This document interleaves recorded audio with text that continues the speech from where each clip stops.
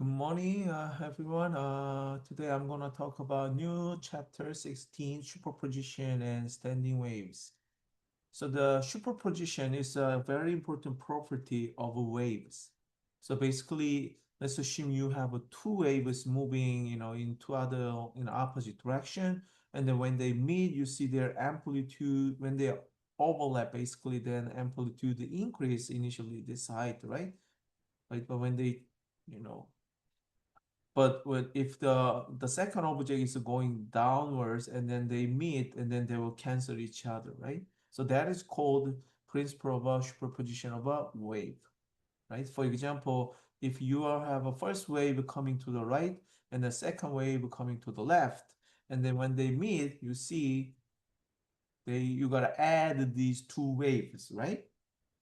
And then when you have this, this is called the superposition of two waves, right? And then especially constructive interference occurs when both waves are positive, right? The same direction, upward, right?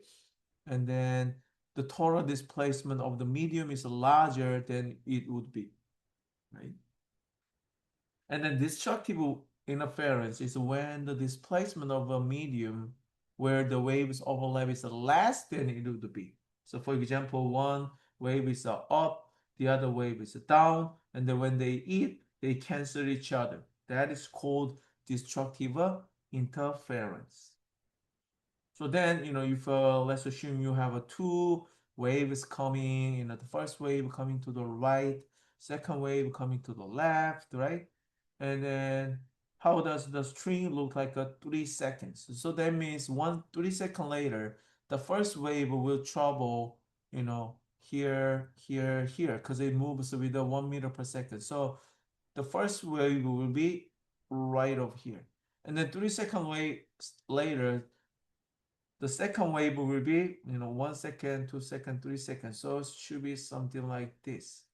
So then what you're gonna see 3 seconds later is gonna be C, right? That's not bad. Same thing, you have the same wave, right? And then moving 1 meter per second, and then 3 seconds later, what will happen? The first wave will travel 3 units. So 1, 2, 3. So it's gonna be this. And the same thing, 1, 2, 3. So it's gonna be this, right? So then this is a downward, this is a upward. So you have to remove this much. So the answer's gonna be B, right? And then you also have two waves on the string are moving toward each other again. T equals 0 is appears as follows, right? 2 seconds later, again, the both waves are moving 1 meter per second. So 2 seconds later, the first square wave is gonna be here, right? And the second wave, this part will be here, right? So this is what you're gonna have for the second wave, right? So then again, it will subtract by this much. So the answer will be A only, right? Any question? If you have any question, let me know. Oh, sorry about that. 1 second. So 2 seconds later, mistake. So the first wave was correct. Second wave is only 3 units, right? So 2 seconds later, this part will be here, and then this part will be here, right? So then you have a boom, and then boom, and boom, right? So this part cancel out, and then you still have this part, and then this part, half of this will be canceled out. So you have a left this one, right? So the answer is A. Sorry about that. And the standing wave is one of the, wave, and then that are trapped, and then doesn't look like a trouble in either direction. That is called standing waves. Individual point on a standing wave, oscillate up, down only. For example, this is a standing wave where, both ends are in general fixed. So then you see this wave, this point, doesn't trouble. The standing wave only oscillate up and down, and up, down only. That is called standing wave, right? And then the wavelength of the standing wave is twice the distance between successive nodes or antinodes, right? Because this is one full wavelength, right? So this is a node. This is called antinode, right? So your wavelength is two full wave, right? So this is because in general we assume this is a sine or a cosine function, right? So if you have a sine or a cosine function, this is your full wave, right? So the distance from here to here is got to be half wavelength. Okay. At the antinodes, two waves have an equal magnitude and the same sign, right? So the constructive interference at these points give a displacement twice that of the individual waves, right? So assuming we have two of these waves, then what will happen? Again, constructive wave, boom, boom, higher, right? But our wavelength doesn't change, right? So what is the wavelength of this standing wave? Again, assuming this is a sine or a cosine function, so then you can simply assume it starts from here and ends here. So the distance from here to here is your wavelength for this case. It's 1 meter, right? And then standing wave on more about the standing waves on a string. Because the standing wave, for the string, we fix both ends. So the one possibility, which is the simplest standing wave, has two nodes. So basically, either this or this. Another possibility where your both ends are fixed is either this wave or this wave. And the next possibility you will see is gonna be this or this one. So we call the first one M1 mode, and then we call second one M2, we call third one M3 mode. So then now M1 mode, let's think about what is the wavelength of this M1 mode wave. So, even though you have two lines here and here, you can forget about the bottom one, just think about the upper one, because they are basically the same. So then now, what is the wavelength of this full wave? Because this is basically half of the wave, right? So basically, if you draw the full wave, you have to draw this like this, right? So then, what is your wavelength? Assuming the length from here to here is L, and then what is your wavelength? It's basically your lambda is from here to here. So your lambda for this case is a 2L for M1 mode. For M2 mode, you have this wave whose wavelength is again from here to here is a L itself. So for this case, your lambda is a L. So this is M3 mode. What if we draw M4 mode? If we draw M4 mode, let me draw this one again. And M4 is like this, right? This is halfway. So this is gonna be your M4, right? So you complete one wave here, and then you complete another wave. So then your wavelength is from here to here, which is a L over 2. So then now you see this is a M equal 1 mode, this is a M equal 2 mode, and this is a M equal 4 mode. And then you can generalize your wavelengths as a function of M and L. For example, when M equal 1, so then your lambda 1, which corresponds to this picture, is gonna be 2L over 1. So this is 2L, makes sense. So if M is 2, so then your lambda 2 here is a 2L over 2, which is a L. This is the case. When, for example, when M is a 4, which is M4 mode, this picture, you said the lambda 4 is a 2L over 4, which is L over 2, right? So then now you see standing wave wavelengths can only have these values, where M is a 1, 2, 3, 4. right? So then because your lambda is given by 12, so your lambda is given by 2L over m. Basically, this is lambda m, right? And then now we can define our velocity is what? Frequency times a wavelength, right? So then now you see frequency m is gonna be v over lambda m. So this is your v over lambda m, where your lambda m is a 12 over m. So then your frequency is gonna be mv over 12. But you don't need to memorize as long as you remember this one and this one as well. Okay?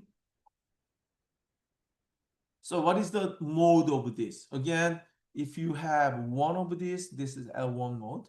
This is a M2, M3, M4. This is a M5 mode. Right? So the answer is a B, right? And again, the very first mode of standing wave is a V over 2L, and we call it fundamental frequency. Again, think about how you get this. Again, we start with the lambda m, which is what? 2L over m, right? But lambda L times your velocity is a lambda m times the frequency m. So your frequency m is gonna be V divided by lambda m. So your frequency is a V divided by lambda m. So Vm over 2L. So especially when m equal 1, which is a called fundamental frequency. In other words, that's F1. Here is what? V over 2L. So this is called fundamental frequency of the string. So all other modes have a frequency that are multiples of this fundamental frequency. Why? Frequency 2 is going to be V over 2L times 2, because this is M is 2 here, right? So that's why all frequencies are multiples of this fundamental frequency, right? So in other words, our M's mode is simply M times F1, where F1 is a V times 2L, right? So the allowed standing wave frequencies are all integer multiples of this fundamental frequency, where F1 is again V times V over 2L, right? And then the sequence of possible frequencies is called a set of harmonics. So sometimes we call the fundamental frequency F1 the first harmony. Okay. So we have a 2.5 meter long streak vibrate with 100 standing wave with a nose 1 meter and then 1.5 meter from one end of the string and no other points between these two. So basically our standing wave, so we have a standing wave like this, and the string length, which is L, is here. The distance between here and here is a 2.5 meter, right? This is actually L, right? And then it vibrates with a frequency 100. So our frequency, we don't know what mode is, but anyway, that's a 100 hertz, right? And then we have a two nodes, 1 meter and 1.5 meters. So then this is a 2.5. So I'm gonna divide this one into 5 parts, right? So this is a 0.5, 1, 1.5, 2, 2.5, right? So the between 1 and 2, so this is 1 meter, this is a 1.5 meter. There's no points between those two, right? No rows, right? So that means you have something like this. So then if you complete the wave should be something like this. So then what is your mode? You have 1, 2, 3, 4, 5 mode, right? So that means our M is a 5. So in other words, F5 is 100 hertz. So then now again, think about the lambda M, right? Which is a 2L over M. Again, we know L is a 2.5 meter, but we'll use it later. And then again, from here, we know velocity is what? Lambda m over frequency m. So your frequency m is again v over lambda m. So in other words, here, our f5 is v over lambda L, where lambda m is a 12 over m. So this is a v over 2L, which is again f1 times a m. So then our m is a 5, and then L is a 2.5. So this is a 5 times v times a 5. So this is our velocity, right? What is the speed of it? That's the same as you see here, then we did everything, right? So the fundamental frequency is 20 hertz. Why? Because here, this is 5, right? So fundamental frequency here, this is called fundamental frequency, right? So this, in other words, V over 2L times M is a 5, so this is gonna be 20, right? So in other words, V over 2L is a 20, right? So V over, so we can also solve it different way. V over 2L is a 20, where L was a 2.5. So this is a 5, right? So V is a 20 times a 5 is a 100 meter per second, right? And then next topic is a standing sound wave, which is very similar with the string wave, because they are waves, the properties are the same. So the sound wave, standing sound wave, we in general, their y-axis is the pressure. So if you have a compression and a rarefaction, so then this is a pressure high, rarefaction, pressure low. So the sound wave we express its position as a function of a pressure, right?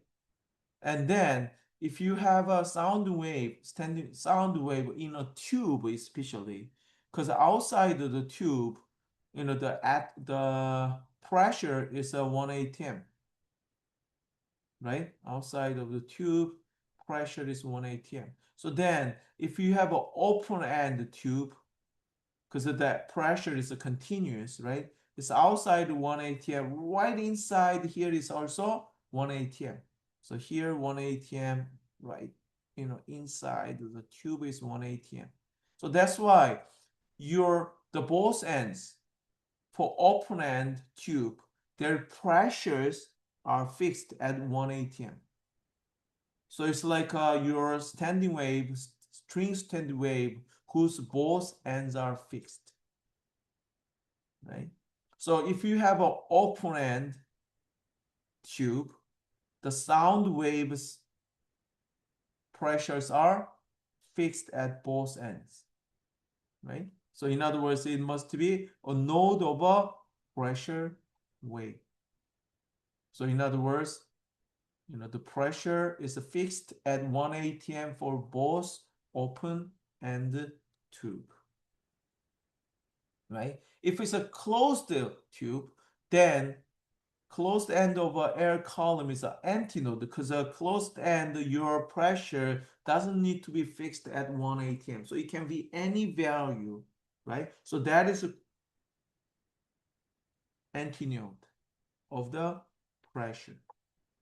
So the closed end tube means you have an antinode, and an open end tube, you have a node, right? So then if you draw the picture, open end, closed end, this is exactly the same as the string wavelengths that we worked on. So this is the picture I show you, right? So first of all, open end, your pressures are fixed. So that means both ends, your pressures are fixed. So this is again M1 mode, like you have a string, both ends fixed. And then again, M2, and then you have a M3, M4. So here, your lambda m is again 2L divided by m. So this is exactly the same as what you have for string standing wave, both ends are fixed. But if you have a closed, basically the same. Why? Because you have instead of you have a node, you have a antinode. But your wavelength is still, for this case, is a 2 lambda. Why? Because if you complete your wave, it looks like this. So this is a 2 times over L, same. For example, M2 mode, one wave, half wave, and another half wave. So the L is a lambda. So this is exactly the same what you find previously. So these are equal condition. Open, closed, you have the same condition as the string fixed to both ends. But however, if you have one side open, the other side closed, so that means one side is fixed, and then the other side is antinode. So then you can draw your picture something like this. So then now, what is the wavelength of this wave? It's actually, if you complete your wave, it looks like this. Then this is half wave, and then you go half, and then you go another half. So this is nothing but what? Quarter of your wavelength. So this time you can say our lambda m is what? 4L divided by m, right? So this is exactly what you have here. Your lambda m is a 4L divided by m. This is your 2L divided by m for open, closed. But if you have one side open, the other side closed, then your lambda m is a 4L divided by m. So then you can also find your frequency using velocity equation. And again, this is a fundamental frequency, which is exactly the same as a string fundamental frequency. But this time, everything same except now you have a 4L. And of course, here m is a 1, 2, 3, 4. But here you see m is only odd numbers. Think about why. It's because if you have a M2, assuming you have a M2 here, then what does it looks like? It's a M2 because you will have a half and then another half, right? But this doesn't make sense. Why? Because your both ends are fixed. So your even number mode is not possible because we assume this is an open and closed mode, right? So that's why if you have for the open closed mode, you only have odd numbers. Right? So then now we have a open tube. So that means both ends are fixed because again, its pressure is 1 atm, right? So the M3 mode, what does it look like? 1, 2, 3, right? So you just need a 3, right? So the answer is 1. It's exactly the same as what we did for the string. And then now we have an open closed, right? So then one side, if we assume, and they didn't say which side, the closed end of the right. So this side is a antinode, this side is node. So you should have something like this, right? And then, okay, open and closed. So this is a M1 mode, which is a quarter wavelength, right? So then M3 mode is gonna be next one, right? So you see one side closed, the other side open. So basically this is open side, this is closed side, right? So then this is not the answer. You see A and C is gonna be the answer. So the answer is a C, right? So this is a is what? M5 mode, right? Because basically open close the tube, quarter is your one mode. So for example, this is M1, M2 is not possible. This is M3. In other words, this is M1, M2 not possible, M3, this is say what it is, and M4, M5, right? So the answer is C. And then following tubes all support sound wave at their fundamental frequency. Which tubes at lowest fundamental frequency? So then this is a open. So then now you see this is a fundamental wavelength. So you can also find out fundamental frequency. And this is also close to close. So then antinode, antinode, right? So then you see something like this, right? Sorry, this, right? And then this is open, closed and open, right? So the answer is C. Why? Because this is a frequency of 1 over 4. Fundamental frequency is 1 over 4. And then, you know, if you have an open, open, closed, closed, your fundamental frequency is V over 12, right? Which is this is open, open, closed, closed. They basically have the same lowest fundamental frequency. In summary, right? So this is a string with a fixed tense. So this case exactly same as a sound wave open tube or closed tube where the lambda is a 2L. So all these three cases, lambda is a 2L over M. So you can find your frequency and then fundamental frequency is a V over 2L. But if you have a sound wave in a tube, one side open, the other side closed, because this is only quarter wave, your lambda is a 4L over M, where M is a odd numbers only. Okay, so again, you guys can send me an email whenever you have a question, okay? And let me know. Thank you.